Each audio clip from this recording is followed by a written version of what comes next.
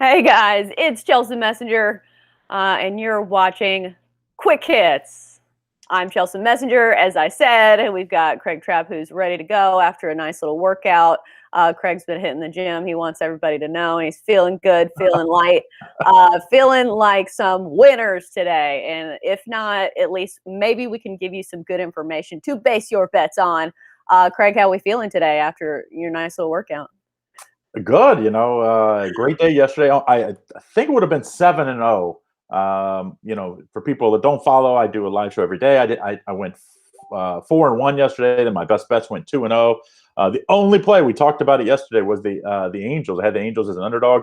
Otani was unbelievable. What a game that was! If you didn't watch it, came right down to the end. They end up gave it up with the bullpen. But I think I like this card almost as much as I do yesterday, Chelsea. So I'm excited to get at it. Of course, we got an early game to kick it off, I think, right?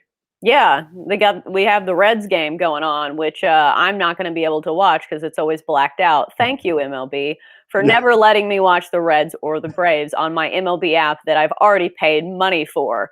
So let's dive into some of these. Oh yeah, I was 3-1 yesterday. Nice little day for me. With a push of John Means in the first five, fading John Means. Eventually, the Sharks were right because the Mets won. But I mean, he went 6 shutouts, so I Yeah. don't know if a fade of John Means was the right play there. But I'll give it to you there. Craig was on the Mets there. Let's move on to the Cubs and the Indians. We've got the Indians favored here, minus 135 at home. Cubs are plus 115. We've got Sam Hinkes, a lefty, going for the Indians, and then Zach Davies, a righty, going for the Cubbies. Total is 8 runs. It has moved down a run from 9. Craig, who do you like, or what's the play? Well, we had a lot of line movement on the Indians. Indians opened up as a pick 'em minus 110. Now they're minus 135. I think the odd went the wrong way here. I think Zach Davies will do enough. And I'm just not a believer in this Indians offense. I mean, they did get the win for Bieber yesterday, but it wasn't like they gave him a ton of run support. So Right. I'm going to take the Cubs here. I think, like I said, the line moved the wrong way. At minus 110, I probably would not play the game. But you give me plus 110, I think the Cubs have a distinct advantage on, and I think the pitching matchup's a toss up. So give me the plus 110 and the Chicago Cubs. Yeah, I think the Cubs have a pretty big advantage here in the fact that they're really good against lefties. 7-2 on the year against left-handed pitching. They have not been the best road team. However, just 4-10 away from the friendly confines. However, I do like that pitching matchup here, especially as an underdog price, and I do like Zach Davies. I think he's trending in the right direction at least. Let's take the Cubbies here at some plus money. Moving on to the Yankees and the Rays. Yankees big favorites here, of course, because Garrett Cole is pitching and one of the best pitchers in baseball against this Rays lineup that I've talked about how many times they've been striking out lately. My goodness, the swing and miss rate for the Rays lately has been absolutely dreadful. Here are the numbers. We've got a total of 7, Tampa Bay plus 175, and you've got the Yankees at minus 200. Craig, where are you leaning on this one? It's hard, even with Garrett Cole amount, hard to lay this kind of number because yes, the Yankees, maybe the kryptonite of the Tampa Bay Rays in the last 2 years where they've really owned them is maybe it's over. Maybe last night was it broke it. I'm not going to be jumping ship just yet. So to me, I think if you're playing a side, I would play the Rays. But to me, I think the safer play is on the under here. This, like you said, this Yankees lineup, they swing and miss a lot. Their strikeout rate is some of the highest in baseball. Now you have Cole on the mound, so you know he's going to do his thing. So to me, I think you take the under 7 here. I could see the Yankees winning, like 2-1, 3-2, but I think it's going to be tight, low scoring. And so I think the much better, stronger play is on the under. But I wouldn't talk anybody off of the Rays at the big price of plus 175. Right. I don't know if the Rays are the way to go here just because the pitching matchup looks a little one-sided. Colin McHugh, a former teammate of Garrett Cole, on that World Series winning Astros team, but I'm not sure if he has the juice to go against Garrett Cole, especially because he's facing the Yankees lineup and Garrett Cole is facing this Rays lineup. I do like Garrett Cole's strikeout prop of 9.5. It is juiced a little bit at minus 125, I believe. But Garrett Cole has had double-digit strikeouts in 3 of his last 5. He's actually coming off a game where he only struck out 4, so I think that's actually good for the number. I think you get a little bit of a better deal on this pitcher that normally, he plays for the Yankees, big name pitcher, so normally not much value here. But as I mentioned, this Rays team strikes out a ton, and these are some of the pitchers who have done well against them. Sean Manaea had 10 strikeouts against the Rays. Andrew Heaney had 10 strikeouts against the Rays. Alex Cobb had 9. Jose Quintana had 9. Jordan Montgomery last night had 8 strikeouts through just 4 innings of work. So I think a strikeout prop there is the way to go for me. And also, I do like the under. Yesterday, we were talking about these under trends at Tropicana Field. Sorry, I got a lot to say. The under is now hitting 8 of the last 10 home games for the Rays and the Yankees. Now, 7 of their last 9 road games has hit the under. So I think the under is a solid play on that one as well. Moving on to the A's and the Red Sox. We've got the Red Sox as big home favorites, minus 161. It's moved. It opened at minus 152. The total remains at 9. Craig, who do you like, or what's the play? Well, when you look at these two teams, I mean, I don't think many people would have these two teams tied for the best record in baseball, both of them 22 and 15. And that would especially be true if you looked at after the first, 3 or 4 games. Both of these teams, I think, were winless after their first 3. And I think the A's were like 1-6, 1-7. So, I mean, what a hot streak these two teams have been on. To me, I think you have to, I think it's almost a toss-up when you look at these two teams, both their offense. Well, I think the pitching matchup's pretty close to even here. So give me the big underdog price with a slightly hotter team. I mean, this A's team's 9-4 on the road. They're 6-4 in their last 10 games. Give me the good price here. I see it anywhere from plus 140 to plus 145, plus 146. So give me the A's as an underdog here. I think it's going to be a great matchup, but that's too good a price to pass up against, I think, a really hot A's team. Right, and making the start for the A's is James Kaprielian, who is a big-time prospect, or a long-time prospect, I should say, for the A's. He's been hurt a whole lot, but he has really good stuff. Throws 94 to 96, so it should be interesting to see what he does in his big league debut at Fenway. And I'm trying to see some of these numbers because a lot of sharps are on the A's today, it looks like. You've got 70% of the bet number on Boston, but just 28% of the money, which means 30% of the bets are on Oakland, but 72% of the money is on the A's, which means a lot of that big money is on the A's today. And I think it's because the A's hit left-handed pitching pretty well. Yeah. I know the Red Sox are a hot team, great offense there, but I think you look at those numbers and something has to be up for all that sharp money to be on the A's. So let's take the A's here, especially at an underdog price. Let's move on to the next one. Angels, Astros. This has been quite the entertaining series so far, especially last night. We saw the pitchers duel between Ohtani and McCullers, both striking out, I believe, 10. So wondering if we see that again. Probably not. I just don't think the pitchers today are quite as sharp as those two.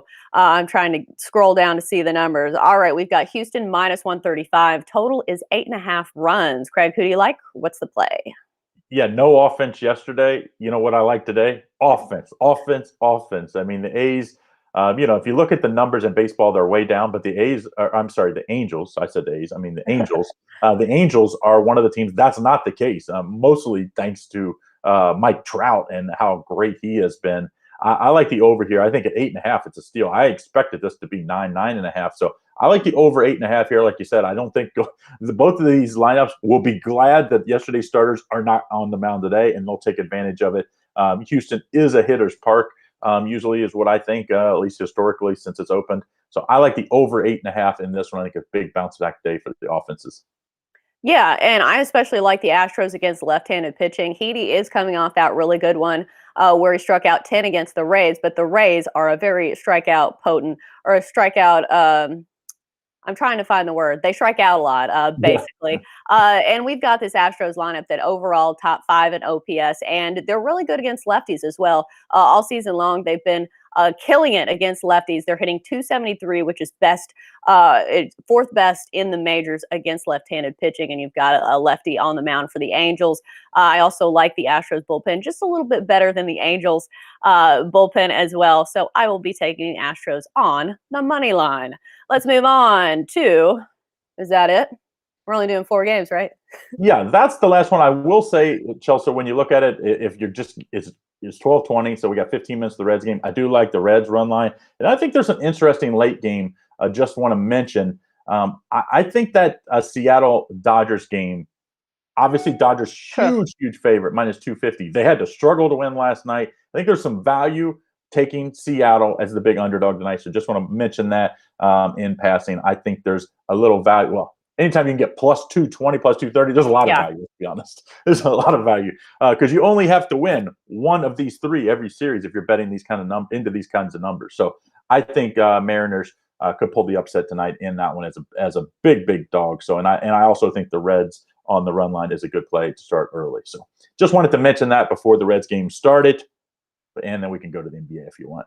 Yeah, just a few things to look at the Dodgers. If you've been living under the rock, the mighty Dodgers have not been nearly the sluggers that they have been as of late. 3-7 over their last 10. And it's not like the Mariners have been world beaters either. 4-6 over their last 10. The over has been 8-2 in the last 10 for the Dodgers as well. I think that might be worth a look here, even though I think Urias has a good one. One of the better strikeout pitchers for the Dodgers going against this Mariners lineup that strikes out a lot. I think when I fade the Dodgers is when they go against lefties. For some reason or another, when the Dodgers face lefties, that seems to be their kryptonite. They're not going against a lefty today. However, that huge price, I'm not touching that with a 10-foot pole. Even on the run line, that's still not good value. So I think the only way to play this one is if you play the underdog or if you play a total. All right, moving on to the NBA, which last night, the one trend that I keep up with is the Miami Heat and their crazy streak to the over. 10 straight overs for the Miami Heat. Absolutely crazy streak. And I think it's pretty hot for the Celtics as well. Craig, I think you're on the Celtics today.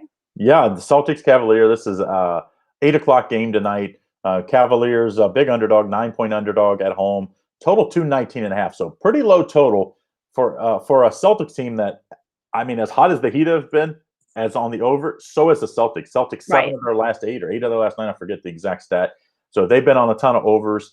And they're in a kind of a must-win spot. Since Jaylen Brown went down for the Celtics, their defense isn't nearly as good. Obviously, that's to be expected.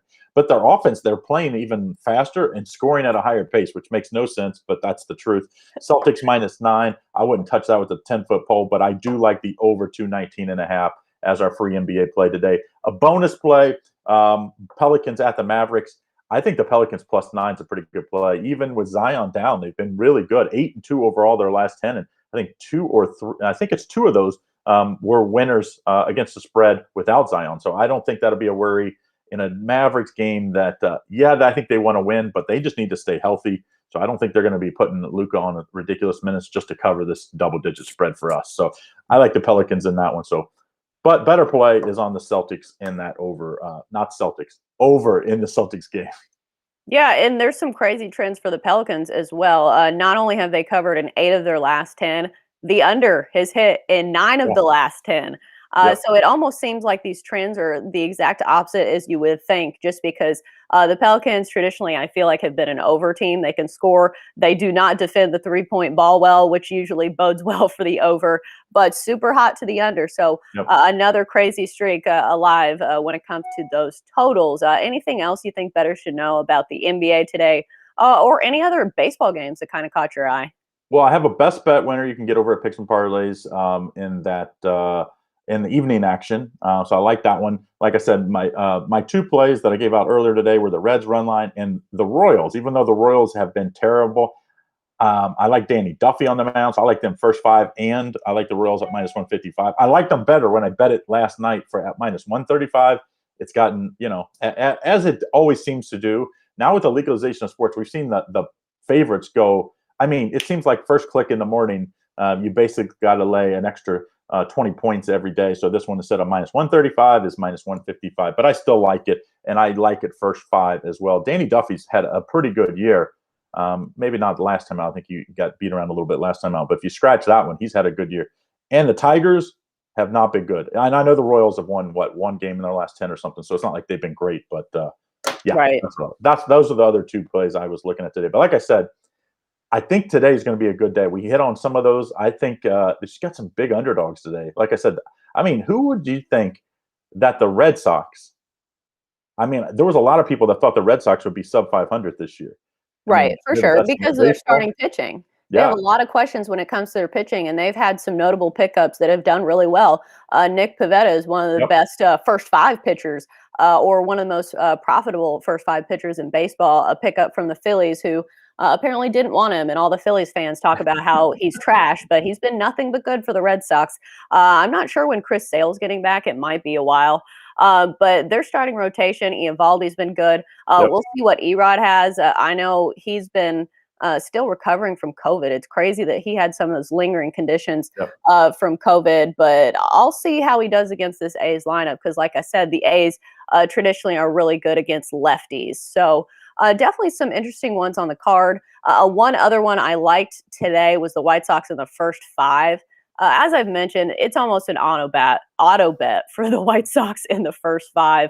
Yep. Best team in baseball, 19-4-6, first five money line this season. And also, it's hard to bet them or bet against them when they're going against lefties. Traditionally, one of the hottest teams against left-handed pitching. Last season, they were 14-0, and they've picked up right where they left off. So I will be on the White Sox minus a half in the first five.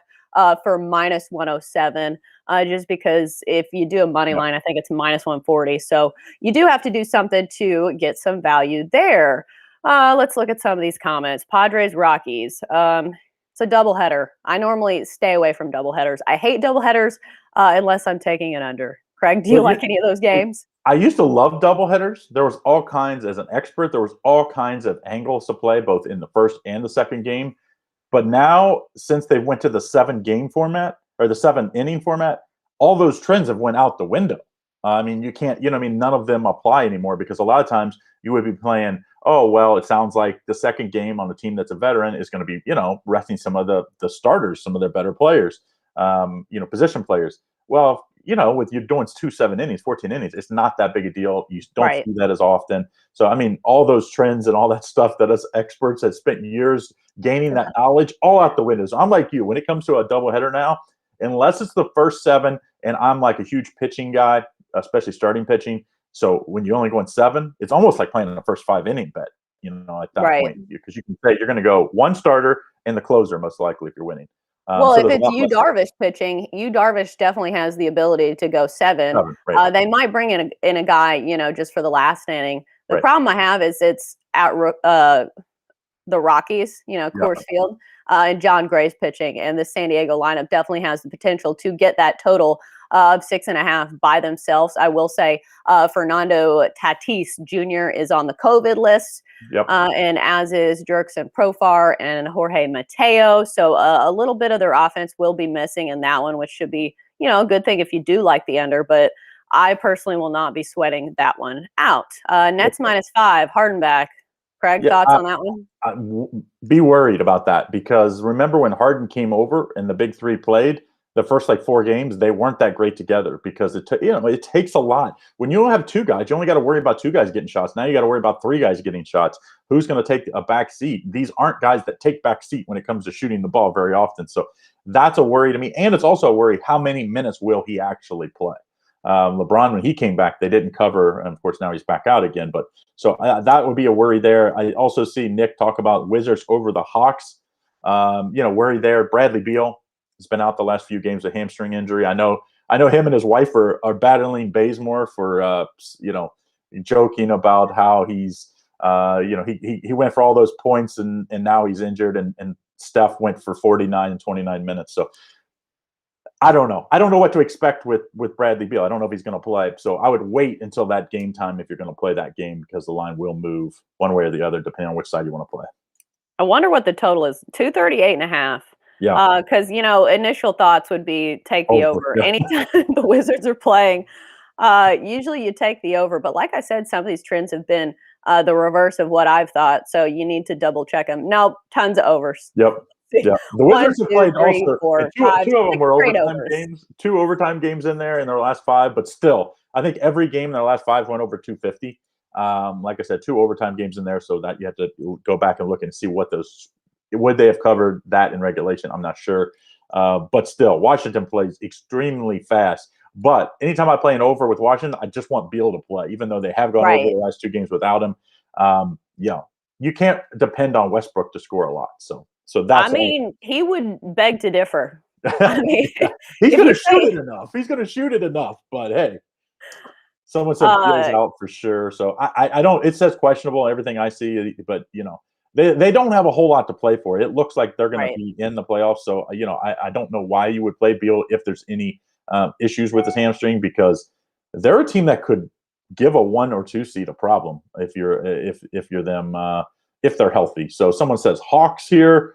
So the opposite of someone else. Strikeouts over. Someone's talked about Danny Duffy strikeouts over. I like I said, Danny Duffy has been good. Last time out was he stubbed his toe a little bit, but if you look at his numbers on the year, pretty good. I mean, if he was on the Yankees, people would be talking about it, but since he's on the Royals, you don't quite hear that. I mean, these mid-major type teams, like this is like the Butlers of the world back in the day. You never knew about Butler till the tournament. Same thing in Major League Baseball. If you're in the middle of America now and you're not the St. Louis Cardinals or the Cubs, especially, it's tough to get, to hear about them. I mean, unless you got the Royals were in the World Series, they won a World Series not that long ago. Was that 5 years ago? It seems like a lot longer than that, but I think it was what? My time is definitely messed up with this quarantine stuff. Everything I don't know what year it is. So the Royals were good not that long ago. They just don't want to pay people to stay.